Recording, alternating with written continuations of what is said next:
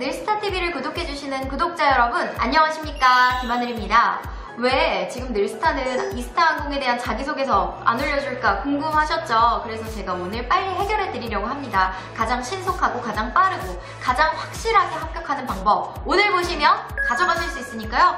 계속 시청 이어가주세요. 우선 지원 자격부터 먼저 살펴보려고 하는데요. 지난 에어부산과 마찬가지로 제가 이거를 살짝씩 컴퓨터 화면을 보면서 말씀을 드리는 바람에 초점이 조금 안 맞는 점은 미리 양해 부탁드리도록 하겠습니다. 접수 기간은요, 2019년 2월 18일인 월요일부터 시작을 했고요. 3월 3일까지 아주 충분한 시간이 있습니다. 그래서 여러분들 열심히 작성을 해주시면 될 거고요. 이스타항공 작성하시는 분들은 대부분 에어부산도 작성을 하실 겁니다. 굉장히 비슷한 내용으로 흐름을 갈 수 있게 그 자기소개서 항목들이 비슷하니까요.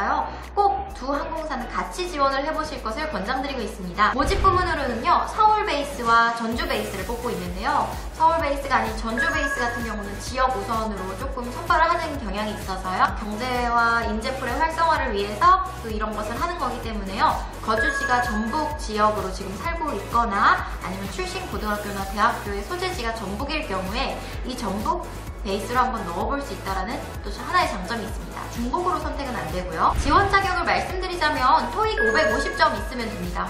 토익 550점 없으면요, 토익 스피킹 레벨 5 있으시면 되고요. 오픽으로는 IM2 있으시면 됩니다. 탭스로는 451점, 토플로는 63점 있으시면 우선 시험을 보실 수는 있겠지요. 19년 올해 8월 졸업 예정자에 한해서만 뽑고 있으니까요. 내년 2월 졸 예자 친구들은 잠시만 기다려주세요. 이스타항공의 자기소개서 항목 사실 5가지라지만 4가지가 똑같습니다. 에어부산과요. 첫 번째, 성장 과정. 두 번째는 지원 동기. 세 번째는 본인의 장단점. 네 번째는 입사 후 포부, 그리고 마지막으로 5번째, 이게 좀 다른데 세부 경력사항 되겠습니다. 사실 그래서 지난 에어부산 자기소개서 편을 보셨던 친구들이라면 1, 2, 3, 4번을 굉장히 스무스하게 써주셨을 거라고 생각을 해서 어느 정도는 좀 생략하면서 겹치지 않는 부분에 대해서만 오늘 좀 말씀드리려고 합니다.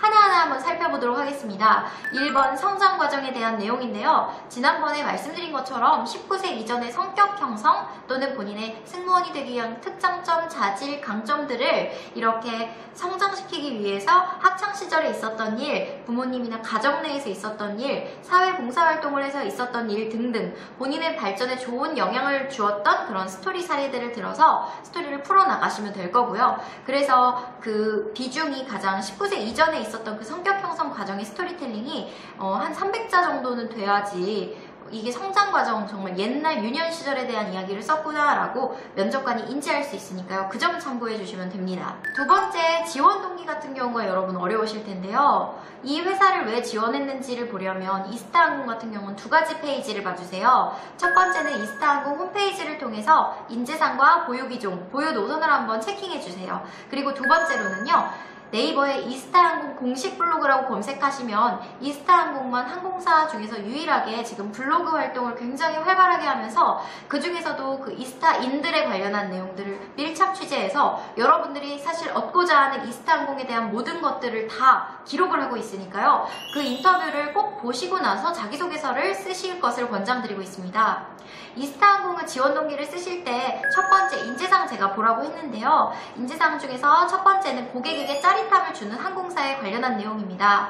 고객에게 짜릿함을 주려면 특화팀이 필수인데요. 이스타항공의 이벤트팀에서 ET팀이라고 불리는 팀이 있습니다. 이 ET팀은요, 사실 굉장히 또 다른 항공사와는 차별화가 되는 부분들이 있는데요.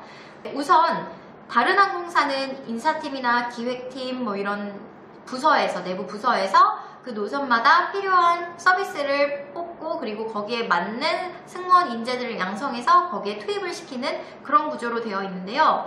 이스타항공은 전적으로 승무원들을 다 믿고 그 승무원들한테 맡기는 편인 것 같아요. 이것도 이스타항공 공식 블로그를 보면 좀 아실 수가 있는데요. ET팀의 지금 최고 수장이 실제 현직 승무원이거든요. 그래서 이스타항공에서 실제 비행하면서 이 노선에는 이런 특성의 승객들이 탑승을 하시고 이 승객들을 위해서 ET팀에서 우리는 무엇을 해야 된다 라면서 그런 이벤트들을 직접 개발하고 또 승객들에게 보여주고, 그리고 또 ET팀을 서로 또 뽑아요. 슈퍼스타 K 이런 오디션 있잖아요. 그런 것처럼 ET팀도 오디션을 보고 그 승무원이 또 후배 승무원 우리 ET팀이 될 동아리를 마치 운영하듯이 그런 후배들을 이렇게 차출을 해서 같이 멋진 뭐 매직팀이라든지 LED 댄스라든지 이스타팀에서 하는 여러 가지 것들을 이 이스타인들이 여기서 모여서 하는 거죠.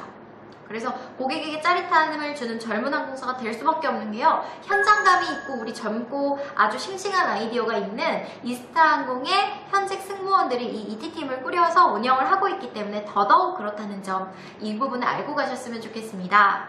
자, 두 번째로는요. 비행 안전을 최고의 가치로 여기는 항공사라는 점입니다. 이 또한 그 이스타항공 공식 블로그에 보시면 이스타인들을 밀착 취재한 게 있어요. 그 중에서도 제가 감명 깊게 읽었던 게요. 그 윙스타 서포터즈로 대학생 시절부터 활동을 해서 그 이스타항공에 대한 열정이 엄청 많았던 여승무원을 관련했던 내용인데요. 남들은 그냥 좀 지나갈 수도 있지만 저는 예승이를 가르치는 선생님으로서 되게 주의 깊게 봤었던 부분이 있어요.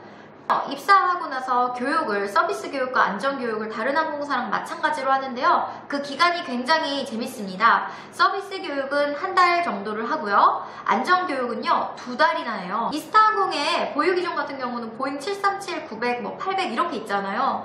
거의 단일 기종이라고 보시면 되는데 이 기종에 비해서 굉장히 안전 교육을 빡세게 하는 항공사라는 부분을 여러분들은 기간에서 보셔야 될 것 같아요. 저도 대한항공 출신이지만 대한항공의 보유 기종 진짜 많잖아요. 그래도 한 달 동안 빡세게 하면 돼요. 저희도 안전교육을 한 달을 하는데 이스타항공은 첫째도 둘째도 고객의 안전이기 때문에 그 안전교육을 2달이나 무료 하고 있습니다. 그래서 승무원들이 거의 자동 반사적으로 이렇게 무슨 문제 상황이 생겼을 때 빠르게 고객들을 탈출시키고, 그리고 때로는 불을 끄는 소방관이 되고 치안을 살피는 경찰이 되기 때문에 그런 이스타항공의 안전교육에 대한 그 열의를 보셔도 여러분들이 이스타항공 정말 안전하구나, 안전을 정말 최우선으로 생각하는구나 라는 것을 이런 부분에서 찾아내실 수 있습니다. 네, 세 번째 인재상은요, 국내 최고의 대중화된 항공사인데요. 이스타항공이랑 항상 같이 가는 수식어가 이거예요. 국민항공사, 정의 아이콘. 네, 지금 전라도 분들의 그런 인심 있잖아요. 따뜻하고 푸근하고 그런 지역색을 좀 살려, 전북 베이스이기도 하기 때문에 이스타항공은 그런 것들을 좀 좋아해요. 그래서 그 바쁜 일상 속에서도 꿈과 희망을 펼칠 수 있는 부분은 사실 요즘 여행이잖아요. 그러려면 작은 비용으로도 우리가 여행을 떠날 수 있어야 되는데 그걸 항공업계에서 거품을 뺀 가격을 실천한 게 이스타항공이기 때문에 우리는 국내 최고의 대중화된 항공사이다 라고 설명을 하고 있는 것 같습니다. 네 번째로는 아시아 최고의 저비용 항공사를 또 인재상으로 삼고 있습니다. 그래서 우선은 아시아인데 아시아를 넘어 세계인의 사랑을 받는 그날까지 이 이스타항공의 그룹인으로서 모든 도전과 혁신을 함께 할 수 있는 자라고 했는데요. 정말 혁신을 많이 해요. 승무원들끼리 상의도 많이 하고 ET팀 같은 경우만 보셔도 아시겠지만 면접 과정도 굉장히 혁신적인데요. 블라인드 채용을 합니다. 그래서 사실 마지막에 이스타항공 실무나 임원 가시면 놀라는 게요. 빈 종이를 갖고 와요. 면접관들이요. 그래서 그 면접관들이 이렇게 종이를 또 뭐 6개, 8개 이렇게 나눈 다음에요. 그 칸마다 본인이 쓰신 코멘트들을 체크를 해요.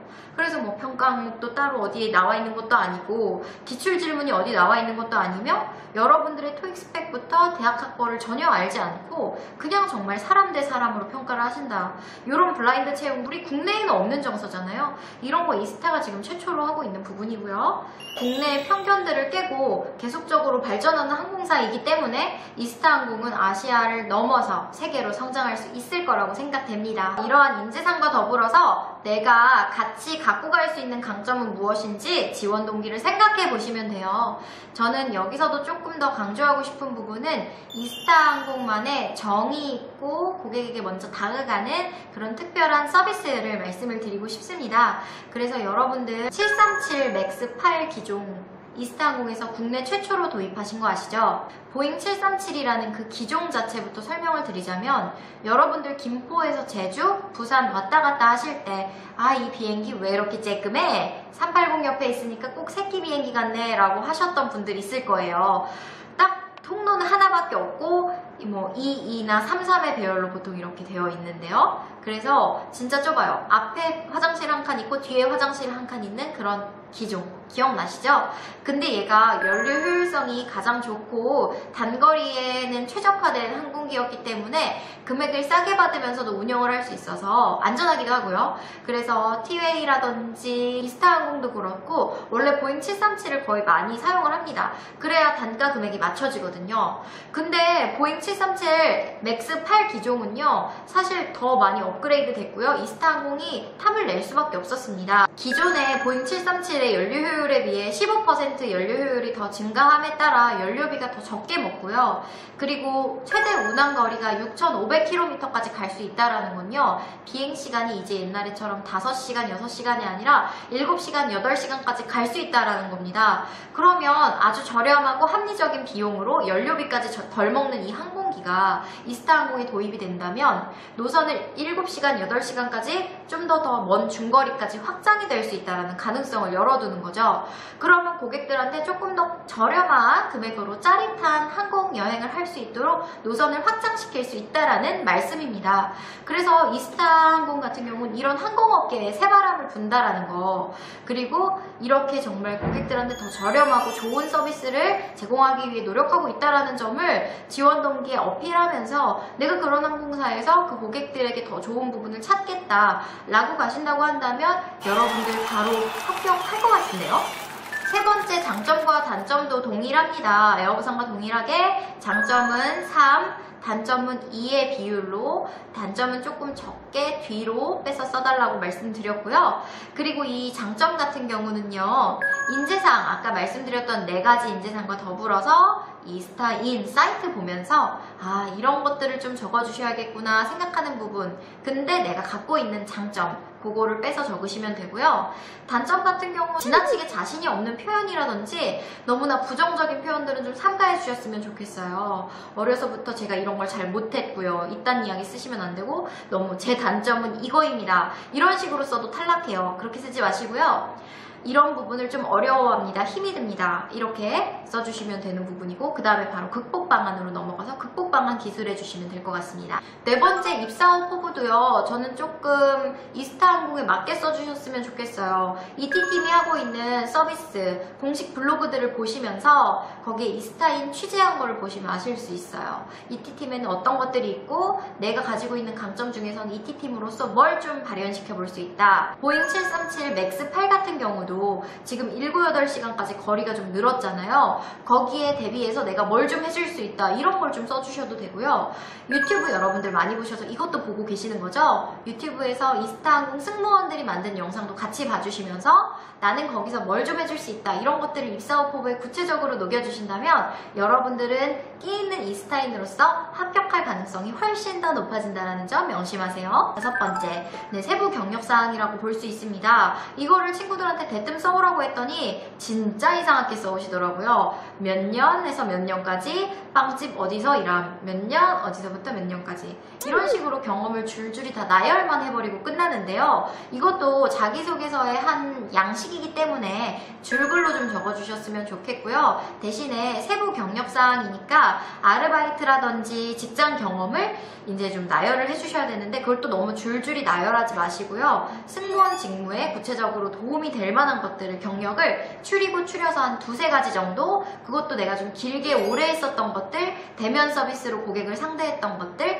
고객에게 즐거움을 주었던 이벤트 활동들 등에서 찾아내신 다음에 구체적으로 거기서 어떤 일을 했고 무엇을 배웠다라는 걸 기술을 하고 간단하게 이러한 이력들을 살피면서 간결하고 임팩트 있게 써주시면 됩니다. 이스타항공 마무리해봤는데요. 제가 좀 감기 기운이 있어서 코맹맹이 소리가 나는 부분도 있었다는 점 양해 부탁드리고요. 환절기라 그런지 저뿐만 아니라 많은 분들이 감기를 앓고 있어요. 감기 가장 좋은 건 쉼과 또 쉼입니다. 여러분들 집에서 따뜻한 아랫목에서 바깥에 나가지 마시고 빨리 요거 쓰세요. 그래서 빨리 써서 빨리빨리 제출해버리고 이제 곧 또 대한항공 나오잖아요. 대한항공 채용 기다리시면서 자기소개서 연습의 기간으로 삼으셨으면 좋겠습니다. 여러분들 오늘의 강의가 여러분들의 앞날을 비춰주는 새로운 꽃길이 되었기를 바라요. 힘내세요. 화이팅! 안녕!